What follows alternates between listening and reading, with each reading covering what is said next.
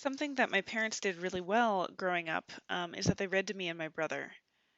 And we read all kinds of stuff, usually in the fantasy genre. So definitely Lord of the Rings. Like I remember, when my leg was broken, my dad would come into the hospital, and I think I was 5, and he'd read The Hobbit to me. We read Harry Potter, which really sucked because everybody wanted to read ahead, and my mom definitely cheated and read ahead, supposedly to make her reading better the next day. Anyway, so this winter's been particularly taxing on me, and I've discovered that reading is kind of a good way to sort of distract myself. And reading stopped being fun for me, really, I think the minute I had to start doing it on a deadline. So I am just doing this for fun, and I mispronounce things. I'm not the greatest reader in the world, so I do want to know the correct pronunciation. If I misspeak or mispronounce a word, please let me know in the comments kindly, constructively. And maybe there are people out there that like to be read too. So we're going to start with Ursula K. Le Guin's No Time to Spare, Thinking About What Matters. And we're going to begin with the introduction. Many years ago, I recall seeing a cartoon in the New Yorker. 2 men, one a seeker, the other a sage, sit on a ledge in front of a mountain cave surrounded by cats. The meaning of life is cats, the sage is telling the seeker.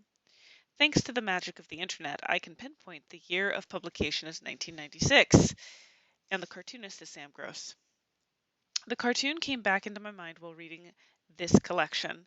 I thought that if I climbed up the mountain to the cave of the wise Ursula Le Guin and posted the predictable question, I might get this very same answer. Or not. Le Guin is not predictable. She might say instead that old age is for anyone who gets there, or fear is seldom wise and never kind, or she might tell me that the grave is without egg. For the seeker, the answer is less important than what the seeker does with the answer. I don't know what the important part is for the sage. Le Guin suggests that it might be breakfast. Today, the trip to the Le Guin cave is arduous, but no less dangerous than the archetypical climb to the mountain.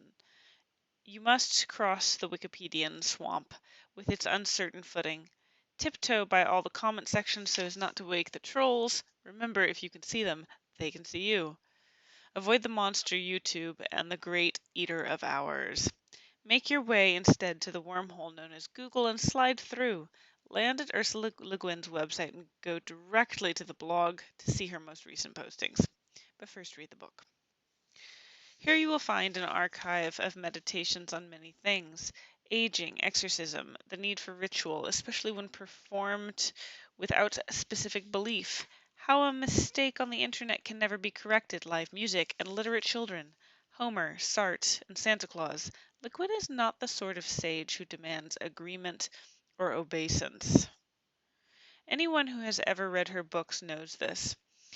The musings that follow merely show you what she herself has been thinking about, but all function beautifully as launchings into your own thoughts. Sometimes the shingle on the cave says that the sage is out. On these occasions, the topic of the day is proposed by the cat instead. Think about beetles, cat suggests, and so I do. Thinking about beetles proves surprisingly expansive, especially when told to do so by the good cat with bad paws. I think about cats and their adorable murderous ways. I think about the troubled human/other interface. Somewhere inside us, I think we all carry the Mowgli dream, that the other animals will see and accept us as one of them, and that we fail this dream when the wrong animals ask it of us. We think we wish to join the wild animals in the jungle, but will not tolerate the wild animals in our kitchen. There are too many ants, we think, reaching for the spray, when it is equally true that there are too many humans. In another essay, in another book, Le Guin has said that so-called realism centers the human. Only the literature of the fantastic deals with the non-human as of equal interest and importance. And in so many other ways, fantasy is the more subversive, more comprehensive, more intriguing literature. These two issues combined, our inability to deal with our own numbers and our insistence that we are what matters most, may well be the finish of us. And with these thoughts, I arrive at the end of the world, where I tire of finally thinking about beetles and go back to thinking about Le Guin. For decades in her career, Le Guin has been defending the imagination and all the stories that rise from it. I myself have been finding my way up the mountain my entire adult life to get answers to questions I don't even know I was asking. Since I'm now headed towards 70, this is a long time. I count among the world's greatest gifts to me the fact that I know her personally and have spent many hours in her company. But if I only, had the books, the gifts, would still be such a great one. The gift would still be such a great one. I think that she's currently having a moment of recognition and appreciation. This particular moment, she's had others, is partly about her deep foundational impact on a generation of writers like me. At the beginning of this collection, she speaks of discovering Jose Saramago's blog and thinking, "Oh, I see. Can I do it too?"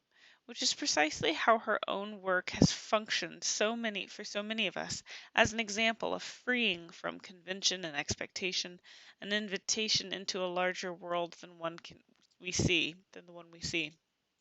But to my mind, all of Le Guin's moments, all the recognition and admiration fall short of her actual accomplishments. I can think of no other writer in the entirety of history who has created the number of worlds that she has, never mind their complexity and intricacy. Where other writers secure their legacy with a single book, she's written a dozen worthy of that. And her last novel, Lavinia, is surely among her great works. She has been both prolific and potent. She has been both playful and powerful. She has, in her life and her work, always been a force for good, an acute social critic, necessary more now than ever as we watch the evil turn the world is taking. We who followed her, both as readers and writers, are the lucky ones. We not only love her, we need her. What you will find in these pages here is more casual Le Guin, a Le Guin at home, some of the issues that have obsessed her throughout her career, the fatal model of growth, capitalism, sisterhood, and the ways in which it differs from the male fraternal. The denigration and misunderstandings of genre, science, and belief continue to appear, but they've been sanded back to their absolute essentials. It's particularly pleasurable here to watch the lively way her mind works and how a posting whose trappings initially seem merely supportive becomes deeply consequential. Le Guin has always been a marvelous, excuse me, Le Guin has always been marvelous on the natural world. She is one of the most noticing people I've ever met, always paying attention to the bird song in the background, the leaf on the tree. Her essay here on the rattlesnake and the one about the lynx work on me like poetry, sparkling, expanding emotions I can't quite identify or have no words for. I should make up the words. Le Guin would. Google Fibble, game of.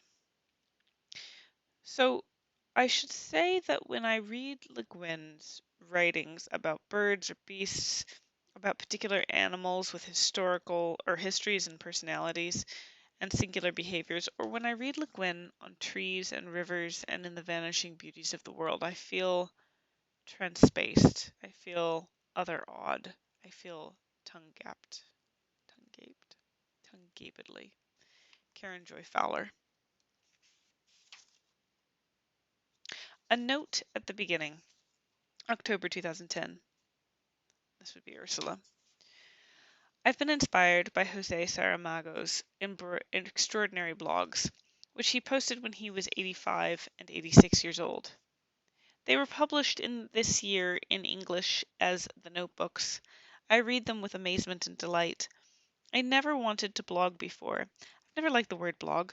I suppose it's meant to stand for biolog or something like that, but it sounds like a sodden tree trunk in a bog or maybe an obstruction in the nasal passage. Oh, she talks that way because she has such terrible blogs in her nose. I was also put off by the idea that a blog ought to be interactive, that the blogger is expected to read people's comments in order to reply to them and carry on limitless conversations with strangers. I'm much too introverted to want to do all that. I'm happy with strangers only if I can write a story or a poem and hide from them behind it, letting it speak for me. So I have contributed to a few blog-like objects to Bookview Cafe. I never enjoyed them. After all, despite the new name, they were just opinion pieces or essays or writings. Um, and that's always been tough work for me and only occasionally rewarding. But seeing what Saramago did with the form was a revelation. Oh, I get it, I get it, I see. Can I try too? My trials, attempts, efforts, that's what the essays means, so far have very much less political and moral weight than Saramago's, and are more trivially personal. Maybe that will change as I practice the form, maybe not. Maybe I'll soon find it isn't for me after all and stop. That's to be seen. What I like at the moment is the sense of freedom. Saramago didn't interact directly with his readers, except once. That freedom also I'm borrowing from him. Part 1, Going Over 80. In Your Spare Time, October 2010. I got a questionnaire from Harvard for the 60th reunion of the Harvard graduating class of 1951. Of course, my college was Radcliffe, which at that time was affiliated with but wasn't considered to be Harvard due to a difference in gender, but Harvard often overlooks such details from the lofty eminence where it can consider all sorts of things beneath its notice. Anyhow, the questionnaire is anonymous, therefore presumably gender-free, and it is interesting. The people who are expected to fill it out are, or would be, almost all in their 80s, and 60 years is enough time for all kinds of things to have happened to bright-eyed young graduates. So there's a polite invitation to widows or widowers to answer for the deceased. And question 1C, if divorced, gives an interesting set of little boxes to check. Once, twice, 3 times, 4 or more times, currently remarried, currently living with a partner, none of the above. The last option is a poser. I'm trying to think how you could be divorced and still none of the above. In any case, it seems unlikely that any of those boxes would have been a reunion questionnaire in 1951. On a reunion questionnaire in 1951. You've come a long way, baby, as the cigarette ad with the bimbo on it used to say. Question 12. In general, given your expectations, how have your grandchildren done in life? The youngest of my grandchildren turned 4. How has he done in life? Well, very well on the whole. I wonder what kind of expectations you should have for a 4-year-old. That he'll go on being a nice little boy and learn pretty soon to read and write is all that comes to my mind. I suppose I'm supposed to expect him to go to Harvard or at least to Columbia like his father and great-grandfather, but being nice and learning to read and write seem quite enough for now. Actually, I don't have exactly expectations. I have hopes and fears. Mostly the fears predominate these days. When my kids were young, I could still hope we might not totally screw up the environment for them, but now that we've done so, and we're more deeply sold out than ever to profiteering industrialism with its future horizons of a few months, any hope I have that coming generations may have ease and peace in life has become very tenuous and has to reach far, far forward into the dark. Question 13.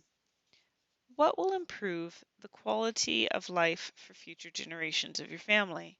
With boxes to rank importance from 1 to 10. The first choice is improved educational opportunities. Fair enough. Harvard being in the education business, I gave it a 10. The second is economic stability and growth for the U.S.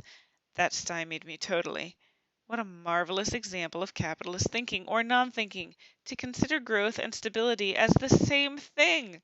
I finally wrote in the margins, you can't have both, and didn't check a box. The rest of the choices are reduction of the U.S. debt, reduced dependence on foreign energy, improved healthcare quality and cost, elimination of terrorism, implementation of effective immigration policy, improved bipartisanship in the U.S. policy, export democracy. Since we're supposed to be considering the life of future generations, it seemed a strange list, limited to quite immediate concerns and filtered through such current right-wing obsessions as terrorism, effective immigration policy, and the exportation of democracy, which I assume is a euphemism for our policy of invading countries we don't like and trying to destroy their society, culture, and religion. 9 choices, but nothing about climate destabilization, nothing about international politics, nothing about popular growth, nothing about industrial pollution, nothing about the control of government by corporations, nothing about human rights or injustice or poverty. Question 14. Are you living your secret desires? Floored again, I finally didn't check yes, somewhat, or no, but wrote in, I have none. My desires are flagrant. But it was question 18 that really got me down. In your spare time, what do you do? Check all that apply. And the list begins golf. 7th in the list of 27 occupations after racket sports, but before shopping, TV, and bridge comes creative activities, paint, write, photograph, etc. Here I stopped reading and sat and thought for a while. The key words spare time, what do they mean? To a working person, supermarket checker, lawyer, highway crewman, housewife, cellist, computer repairer, teacher, waitress, spare time is the time not spent at your job or at otherwise keeping yourself alive, cooking, keeping clean, getting the car fixed, getting the kids to school. To people in the midst of life, spare time is free time and valued as such. But to people in their 80s, what do retired people have but spare time?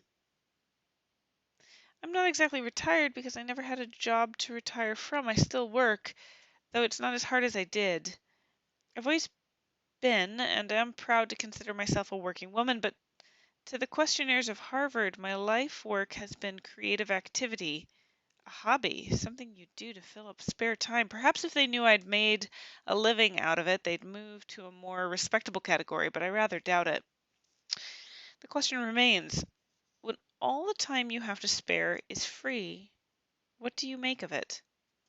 And what's the difference really between that and the time that you used to have when you were 50 or 30 or 15? Kids used to have a whole lot of spare time. Middle class kids, anyhow, outside of school, and if they weren't into a sport, most of their time was spare, and they figured out more or less successfully what to do with it. I had whole spare numbers, or excuse me, I had whole spare summers when I was a teenager, 3 spare months. No stated occupation whatsoever. Much of the after school was spare time, too. I read, wrote, hung out with Jean and Shirley and Joyce, moseyed around having thoughts and feelings. Oh, Lord, deep thoughts, deep feelings. Yeah, I understand that. I hope some kids still have time like that. The ones I know seem to be on a treadmill of programming, rushing on without pause to the next event on their schedule, the soccer practice, the play date, whatever. I hope they find interstices.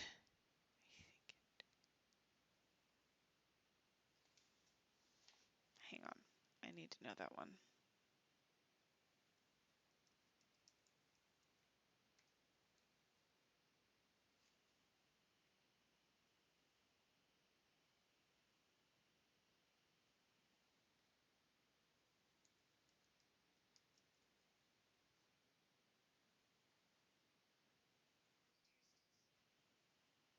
Interstices. Interstices. An intervening space, especially a very small one. I hope they find interstices and wriggle into them. Sometimes I notice that a teenager in the family group is present in body, smiling, polite, apparently attentive, but absent. I hope, she has found an interstice, made herself some spare time, wriggled into it, and is alone there, deep down there, thinking, feeling. The opposite of spare time is, I guess, occupied time. In my case, I still don't know what spare time is because all my time is occupied. It always has been and is now. It's occupied by living. An increasing part of living at my age is merely bodily maintenance, which is tiresome, but I cannot find anywhere in my life a time or a kind of time that is unoccupied. I'm free, but my time is not. My time is fully and vitally occupied with sleep, with daydreaming, with doing business and writing friends and family on email, with reading and writing poetry, writing prose, with thinking and forgetting, with embroidering, with cooking and eating a meal, and cleaning up the kitchen, with my construing Virgil and meeting friends, with talking with my husband, with going out to shop for groceries, with walking if I can walk, and traveling if we're traveling, with sitting vipana, vipassana, sometimes, with watching a movie sometimes, with doing the 8 precious Chinese exercises when I can, with lying down for an afternoon rest with a volume of Crazy Cat to read, and my own slightly crazy cat occupying the region between my upper thighs and mid-calves, where he arranges himself and goes instantly and deeply to sleep. None of this is spare time. I can't spare it. What is Harvard thinking of? I'm going to be 81 next week. I have no time to spare. The Sissy Strikes Back, November 2010. I've lost faith in the saying, "You're only as old as you think you are," ever since I got old. It is a saying with a fine heritage. It goes right back to the idea of the power of positive thinking, which is so strong in America because it fits in so well with the power of commercial advertising and with the power of wishful thinking, aka the American dream. It is the bright side of Puritanism. What you deserve is what you get. Never mind just now about the dark side. Good things come to good people, and youth will last forever for the young heart. Yep. There's a whole lot of power in positive thinking. It's the great placebo effect. In many cases, even dire cases, it works. I think most old people know that, and many of us try to keep our thinking on the positive side as a matter of self-preservation as well as dignity. The wish not to end with a prolonged whimper. It can be very hard to believe that one is actually 80 years old, but as they say, you better believe it. I've known clear-headed, clear-hearted people in their 90s. They didn't think they were young. They knew, with a patient, canny clarity, how old they were. If I'm 90 and believe I'm 45, I'm headed in a very bad time trying to get out of the bathtub. Even if I'm 70 and I think I'm 40, I'm fooling myself to the extent that I almost certainly acting like an awful fool. Actually, I've never heard anybody over 70 say that you're only as old as you think you are. Younger people say it to themselves or each other as an encouragement. When they say it to somebody who actually is old, they don't realize how stupid it is and how cruel it may be. At least there isn't a poster of it. At least there isn't those motivational posters. But there is a poster of "Old age is not for sissies." Maybe it's where the saying came from. A man and a woman in their 70s. As I remember it, they both have what the Air Force used to call the look of eagles, and they're wearing very tight-fitting minimal clothing and are altogether very fit. Their pose suggests that they've just run a marathon and aren't breathing hard while they relax by lifting 16-pound barbells. "Look at us," they say. "Old age is not for sissies." Look at me, I snarl at them. I can't run, I can't lift barbells, and the thought of me in tight-fitting minimal clothing is appalling in all ways. I am a sissy. I always was. Who are you jocks to say that old age isn't for me? Old age is for anybody that gets there. Warriors get old. Sisters get old. In fact, it's likely that more sissies than warriors get old. Old age is for the healthy and the strong, the tough and the intrepid, the sick, the weak, the cowardly, the incompetent, people who run 10 miles every morning before breakfast, and people who live in a wheelchair. People who work the London Times crossword in ink in 10 minutes, and people who can't quite remember who the president is just now. Old age is less a matter of fitness or courage than of luck equals longevity. If you eat your sardines and leafy greens and wear SPF 150 and develop your abs and and blabs and slabs or whatever they are in order to live a long life, that's good. And maybe it will work. But the longer life is, the more of it will be old age. The leafy greens and the workouts may well help that old age to be healthy, but unfair as it may be, nothing guarantees health to the old. Bodies wear out after a certain amount of mileage, despite the most careful maintenance.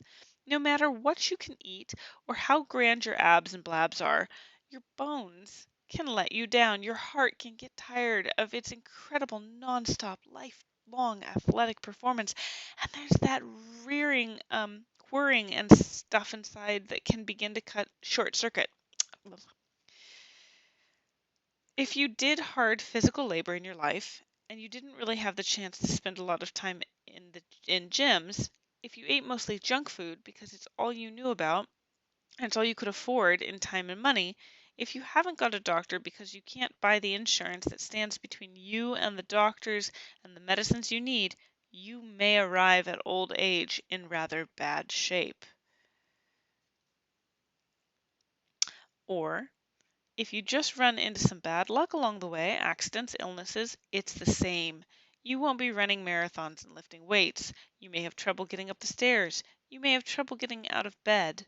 You may have trouble getting used to hurting all the time, and it isn't likely to get any better as the years go on. The compensations of getting old, such as they are, aren't in the field of athletic prowess. I think that's why the saying and the poster annoy me so much. They're not only insulting to sissies, they're beside the point. I'd like a poster showing two old people with stooped backs and arthritic hands and time-worn faces sitting talking deep in conversation. And the slogan would be, "Old age is not for the young."